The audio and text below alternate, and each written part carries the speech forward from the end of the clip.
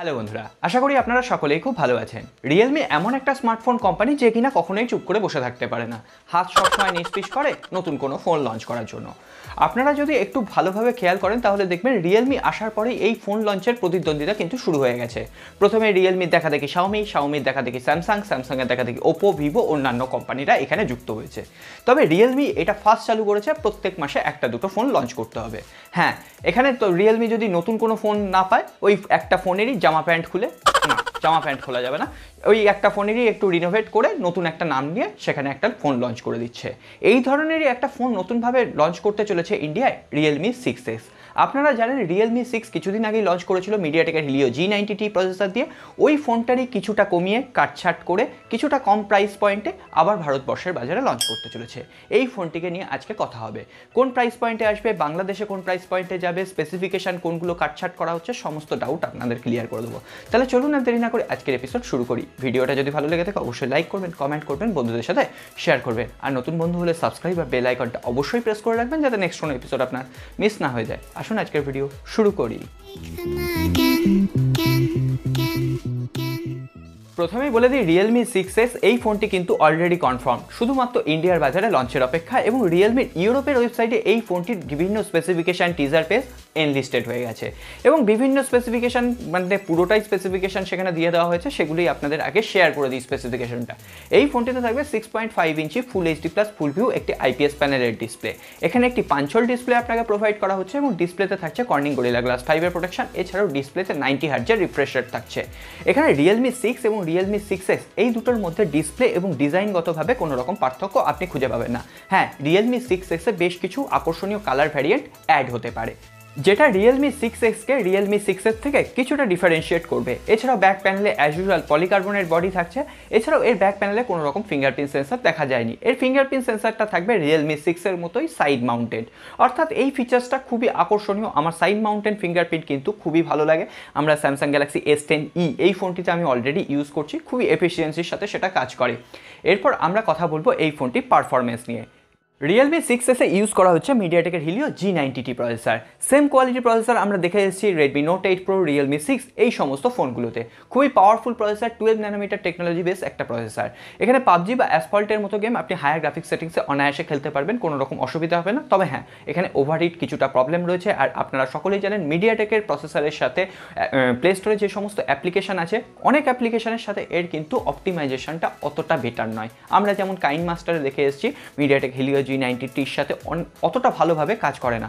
যদিও এখন এই প্রবলেমটা হচ্ছে না, কিন্তু ভবিষ্যতে আবার হতে পারে নতুন কোনো আপডেটের সাথে।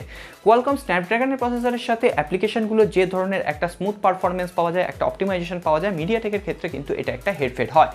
এছাড়াও এই ফোনটিতে out of the box Android 10 এর সাপোর্ট থাকছে এবং কালারওয়েজ 7.0 কাস্টমাইজেশন থাকছে। এখানে আপনি র্যাম ভ্যারিয়েন্ট পাবেন 4GB 64GB 6GB 128GB এবং ফোনটিতে থাকছে DDR4X র্যামের সাথে UFS 2.1 স্টোরেজ টাইপ।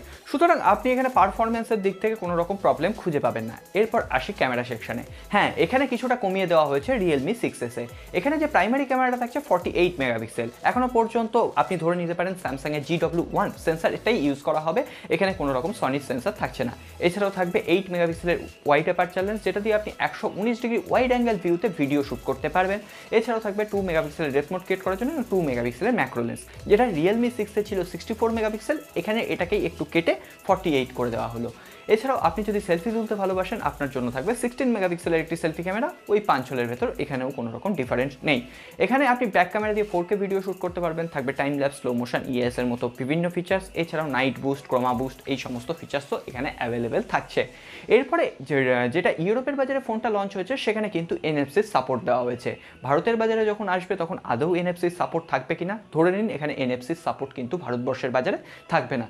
আমাদের এনএফসির চলটা ভারতবর্ষে কিন্তু এখনও তেমনভাবে প্রচলিত হয়নি। চীন সহ ইউরোপের বিভিন্ন দেশে এনএফসির প্রচলনটা কিন্তু তৈরি হয়ে গেছে। আমাদের উচিত ছিল ভারতবর্ষ এই এনএফসির প্রচলনটা শুরু করা, কারণ আমাদের সাইবার ফ্রড এতটা বেড়ে গেছে। এনএফসি কিন্তু অনেক সিকিওর পদ্ধতিতে পেমেন্ট করতে আপনাকে সাহায্য করে। এখানে এই ফোনটিতে আপনি প্লাস প্রুফ ডিজাইন পাবেন, ডুয়েল 4G ভোল্টি অ্যাভেলেবেল পাবেন, নেটিভ ভিডিও কলের সাপোর্ট পাবেন। এরপর আসি ফোনটির ব্যাটারি সেকশনে। এখানেও কোনো চেঞ্জ নেই, এখানেও থাকছে 4300 mAh এর battery, USB type C port এবং 30 ওয়াটের ফাস্ট চার্জ সাপোর্ট। এবং কোম্পানি দাবি করছে 55 মিনিটে আপনি এই ফোনটিকে 0 to 100% পুরোটা চার্জ করে নিতে পারবেন। তো এখন দেখা যাক ফোনটি ইন্ডিয়ার বাজারে লঞ্চ করুক। ইন্ডিয়ার বাজারে যখন লঞ্চ করবে এই ফোনটি বেস ভ্যারিয়েন্টের দাম হতে পারে 11,999 টাকা। আমরা দেখেছিলাম Realme 6, এটা দাম যখন লঞ্চ করেছিল 12,999 টাকায়, অর্থাৎ 13,000 টাকায় লঞ্চ করেছিল, পরে জিএসটি হাইক হয়, ওটা 14,000 হয়। এটা হয় 12,000-এ আসবে, নয় 13,000-এ আসবে। এবং সেক্ষেত্রে শুধুমাত্র 64 এবং 48 মেগাপিক্সেল এই ক্যামেরাটার মেন ডিফারেন্স আপনি খুঁজে পাবেন। এছাড়াও কালার ভ্যারিয়েন্টে কিছুটা আপনি চেঞ্জ দেখতে পেতে পারেন, আর কিন্তু তেমন কোনো চেঞ্জ হচ্ছে না, শুধুমাত্র দাম কমে 48 আর 64 এই দুটোই ফারাক থাকছে। তো আশা করা যায় জুন মাসের শেষের দিকে এই ফোনটি ইন্ডিয়ার বাজারে লঞ্চ হয়ে যেতে পারে এবং বাংলাদেশে আনঅফিসিয়ালি এই ফোনটি পেয়ে যেতে পারেন। এবং বাংলাদেশেও রিয়েলমি যেহেতু এখন ভালো কাজ করছে, বাংলাদেশেও অফিসিয়ালি ফোনটা লঞ্চ হলে আপনি 16 থেকে 17,000 টাকার আশেপাশেই এই ফোনটি পেয়ে যাবেন। এছাড়াও ইউরোপের বাজারে যখন ফোনটি লঞ্চ হয়েছে ওখানে দাম রাখা হয়েছে 199 ইউরো, যেটা ভারতের বাজারে কনভার্ট করলে দাঁড়ায় 16,000 টাকার আশেপাশে। এবং ওর থেকে অনেকটা কম দামেই কিন্তু ভারতবর্ষের বাজারে ফোনগুলো নর্মালি লঞ্চ করে। তো সেক্ষেত্রে এই দামটাই মোটামুটি আন্দাজ করলে দাঁড়ায়। তো এখন দেখা যাক, শুধু সময়ের অপেক্ষা। তো বন্ধুরা, আজকে আর কথা বাড়াবো না। ভিডিওটি যদি ভালো লেগে থাকে, দেখেছেন ভুলটা হয়ে গেছে, লাইকটা করেননি। আপনাদের একটি লাইক আমাদের নতুন নতুন ভিডিও তৈরি করতে অনেক বেশি ইন্সপায়ার করে। আর নতুন বন্ধু হলে সাবস্ক্রাইব আর বেল আইকনটা অবশ্যই প্রেস করে দেবেন, যাতে নেক্সট আপডেটগুলো সবার আগে আপনাদের কাছে পৌঁছে দিতে পারি।